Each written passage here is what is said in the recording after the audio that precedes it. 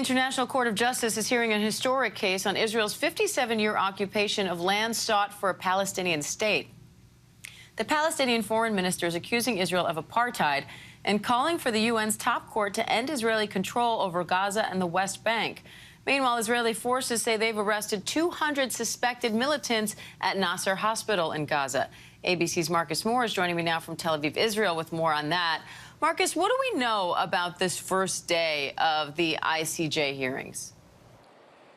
Well, Diane, as you know, the first day was highly emotional, and her testimony from the Palestinian foreign minister, and this is just the first day of what's expected to be 6 days of hearings at The Hague. And as you point out, it is specifically the argument about the legality of Israel's occupation of the Gaza Strip, the West Bank, and then East Jerusalem. And we anticipate that once the Palestinian foreign minister has completed his case, which has concluded today, 51 countries are expected to participate in the hearings and the testimony. So it will be closely watched, Diane, and it could take the judges several months to come to a decision, and it won't be a binding decision, whatever they come up with, but it could have a major impact on public opinion and also potentially foreign aid coming into Israel. So quite significant indeed. So what's the latest on the fighting in Gaza after that raid on Nasser Hospital?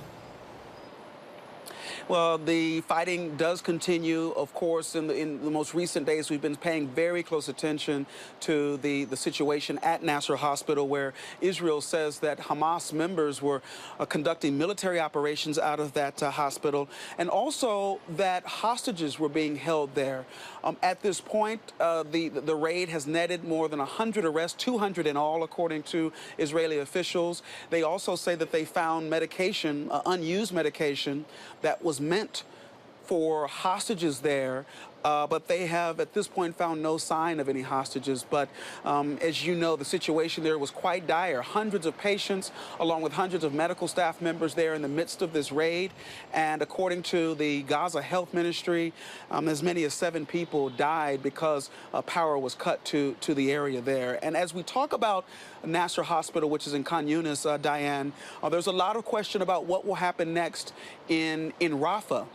And the Israelis have said that they will continue their effort towards Rafah, despite the international concern about what that could mean. Many people saying that, or have fears that it will displace the already more than a million Palestinians who went there to find safety from the fighting. And just last week, I was at a briefing with the defense minister, Yoav Gallant, and he said that their operational efforts will be focused on tunnels and infrastructure and high-value targets and command centers there.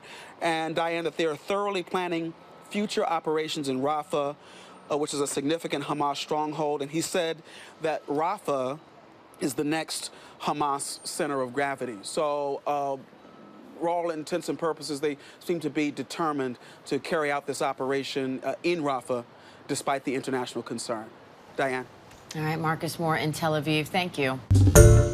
Hi, everyone. George Stephanopoulos here. Thanks for checking out the ABC News YouTube channel. If you'd like to get more videos, show highlights, and watch live event coverage, click on the right over here to subscribe to our channel. And don't forget to download the ABC News app for breaking news alerts. Thanks for watching.